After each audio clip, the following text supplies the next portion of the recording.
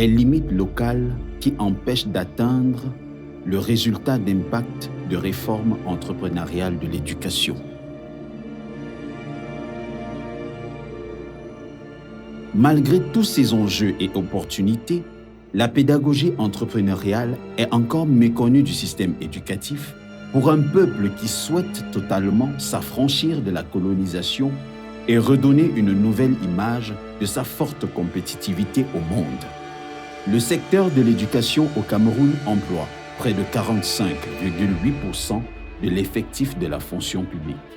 À la fin de leur formation, ces enseignants sont assignés au processus de maintien d'un système post-colonial par des enseignements qui stabilisent les connaissances et acquis,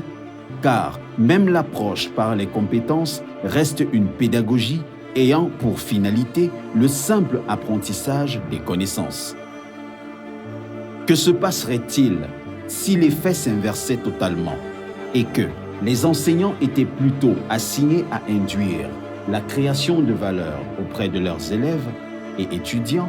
afin que ceux-ci soient initiés à leur rôle de leader en tant qu'acteurs de son pays doté de potentiel, talent et entouré de ressources rentables pour transformer chaque élément de son environnement et le mener au service d'une transformation de richesse collective. Dans les écoles de formation de l'enseignant, telles que l'École normale supérieure ou les milliers d'écoles de formation d'enseignants existants, l'enseignant ne se définit pas lui-même comme un acteur de changement, capable de transformer la société et de créer un impact, même dans sa propre vie, dans son simple quartier ou dans sa communauté locale. Il n'a pas conscience de son potentiel,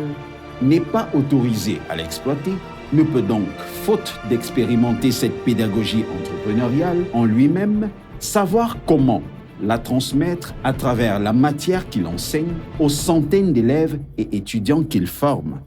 Même au niveau de l'évaluation du coût des exercices d'application de la pédagogie entrepreneuriale qu'il demanderait à ses élèves de réaliser à chaque cours, s'il ne maîtrise pas lui-même avec précision le canevas d'observation transformationnelle d'une ressource, il lui sera difficile d'encadrer la démonstration d'usages divers sur les ressources qui entourent l'élève.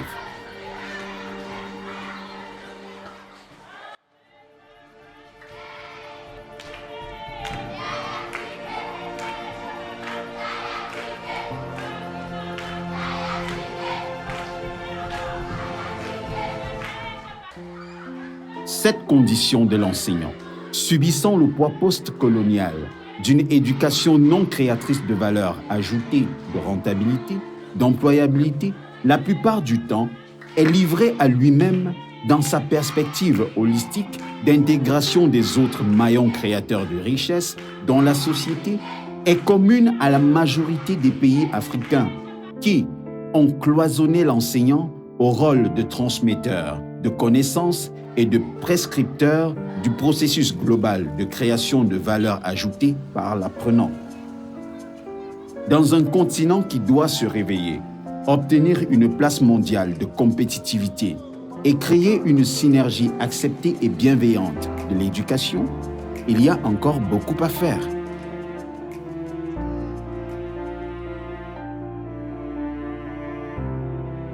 L'enseignant reste clochardisé.